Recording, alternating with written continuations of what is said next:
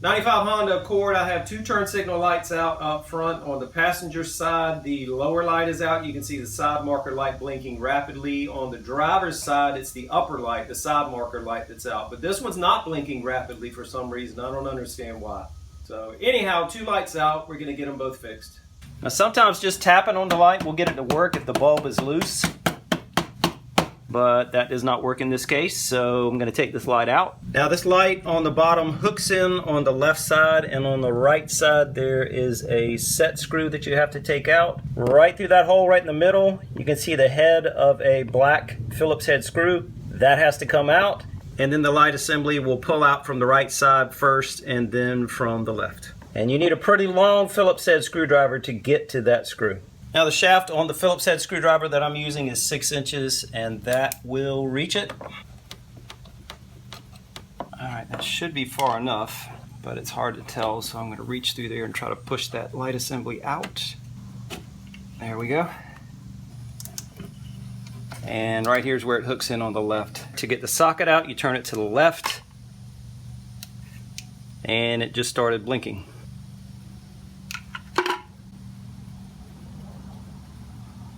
Now it's not blinking. So this is apparently not an issue with the bulb.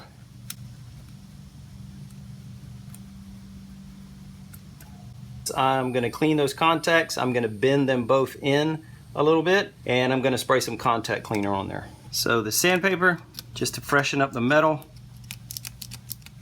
Flathead screwdriver to bend the contacts in a little bit, so they'll make tighter contact on the bulb.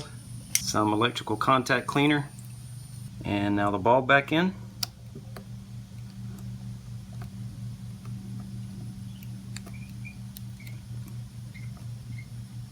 Alright, I got no secrets here, I'm keeping it real. While you're doing that, if you're cleaning the contacts and sticking a screwdriver down in there, shut the power off. Don't leave the ignition turned on, because I left the power on like an idiot and I blew this 7.5 amp fuse.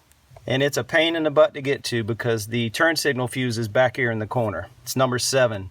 But luckily number 13 on the bottom right corner in the back, that was a spare 7.5 amp fuse, so I'm back in business. So now with the new fuse in and the ignition turned on, you can see we're in good shape.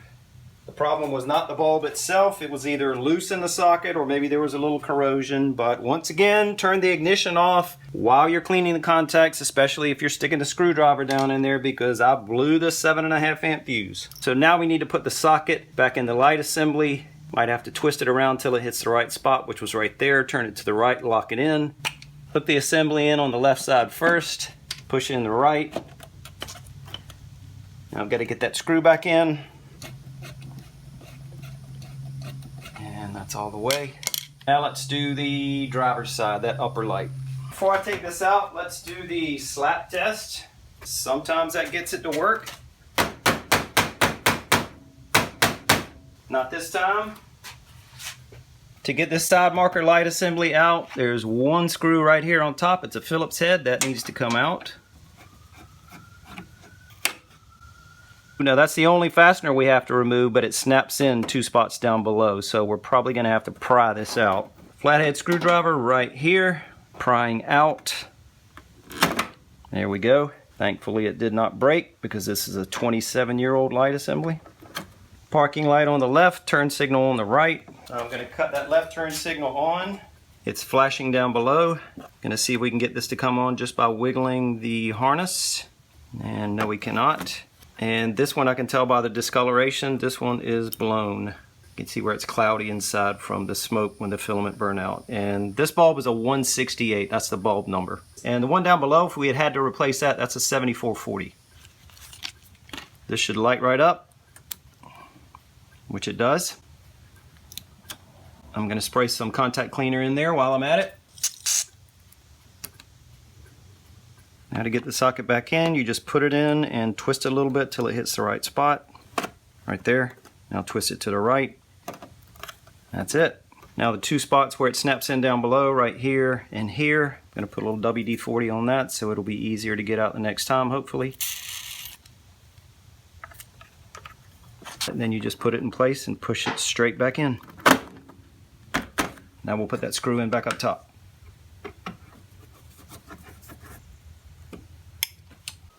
Now that we're done, let's check all the lights on the front, and I'll be checking the lights on the back as well.